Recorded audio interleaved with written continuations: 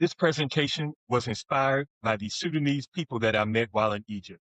They know that they are the true descendants of the Pharaohs. However, the modern Egyptians are darn near ready to fight when the truth of Kemet's African origins is mentioned. I'll address their reasons for this in another video. Today, Sudan, which in Arabic means land of the blacks. You also might want to see my video called Ethiopia and the Gift of the Nile. I'll put the link in the description box. There are a few details that would benefit you to know before I continue this video.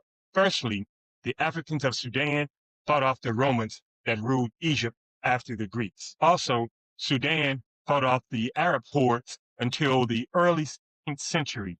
The second detail of extreme importance is that there is a hugely significant difference between the borders of ancient Kemet and Nubia and the borders of modern Egypt with Sudan. Borders in antiquity were not as rigid as they are today. Throughout most of ancient history, the border between these two lands was the first cataract. In 1899, Arabic Egypt, along with their British overlords, moved the border 168 miles or 270 kilometers south into Sudan. Consequently, land that had been Sudanic became modern Egyptian. From there, the Arabs and their overlords shamelessly began to revise history. Kustu was an archaeological site that was in Sudan before the border was moved in 1899. It is now within the border of modern Egypt. The early civilizations of Kustu had a great cultural influence on Kemet. One of these influences is the concept of divine kingship, which means that the Pharaoh was thought of as a divine representative of God. He is Heru on earth.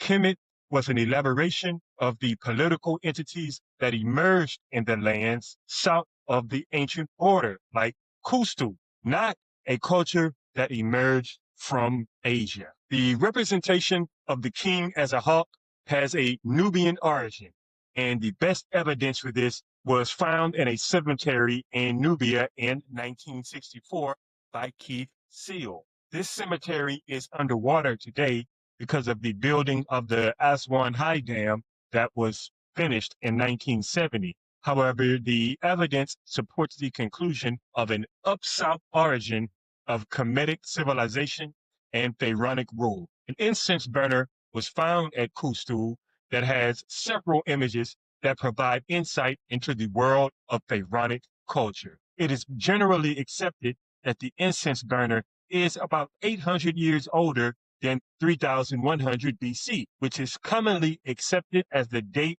that the two lands of Kemet were united.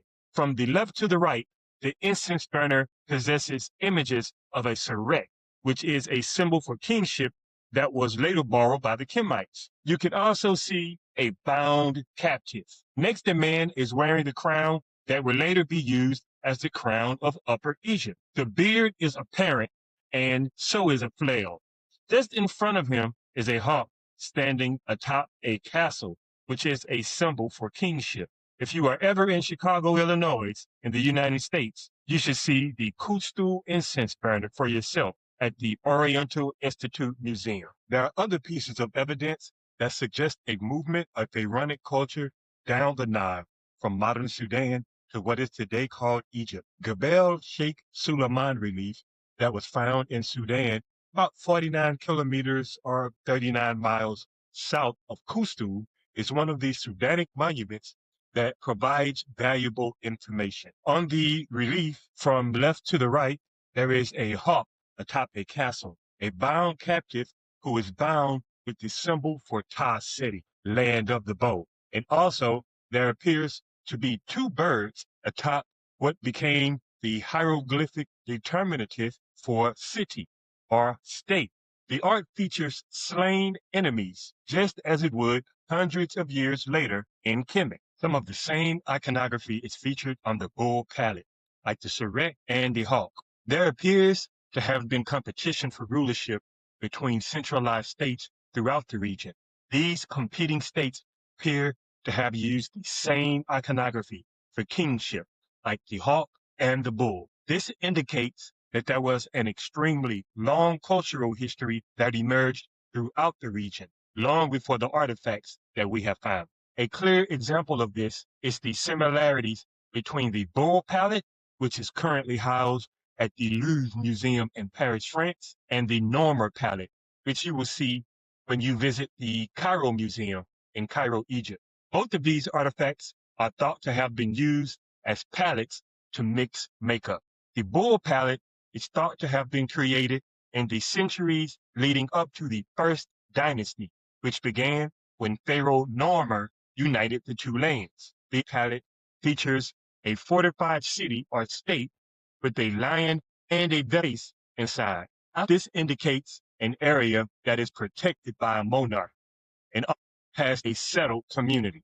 At the bottom appears to be a fortified city with a bird within it. It is difficult to determine since the palette has been broken and the whole of it cannot be pieced together. Near the top is a vivid image of a bull killing a man.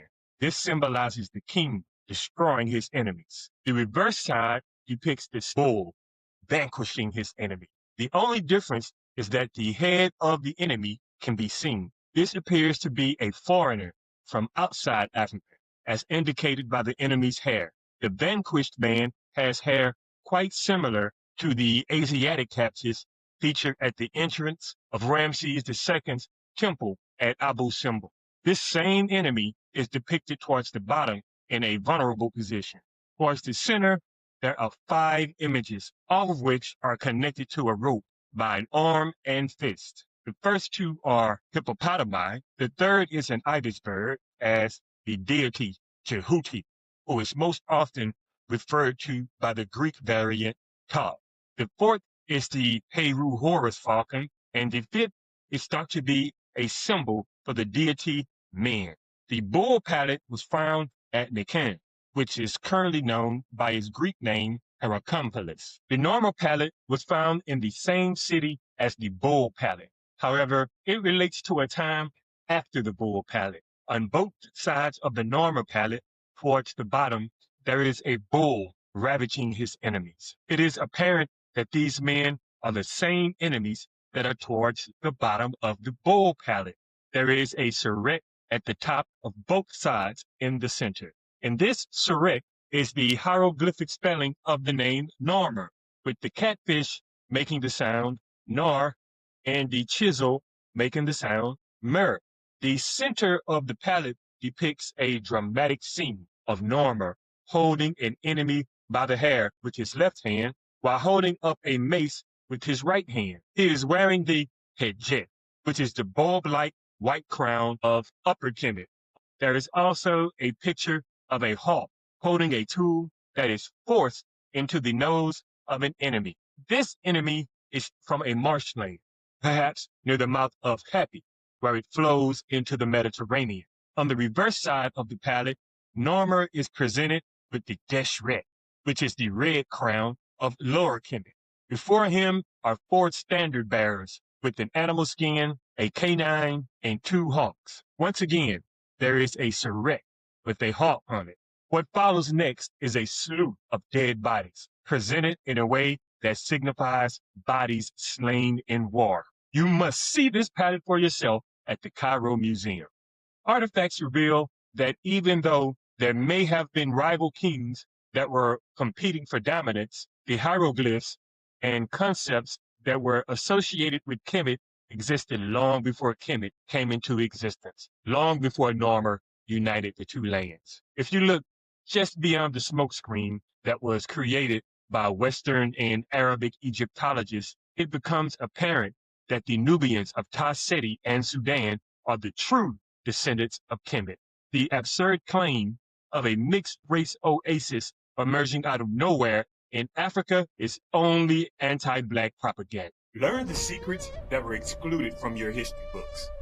Join the Kemet 101 educational tour to Egypt with Dr. Perry Kiles. Explore inside the Great Pyramids of Egypt.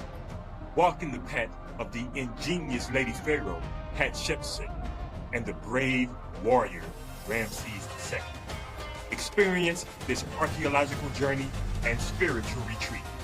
Click the link in the description box and join our next Kemet 101 educational tour.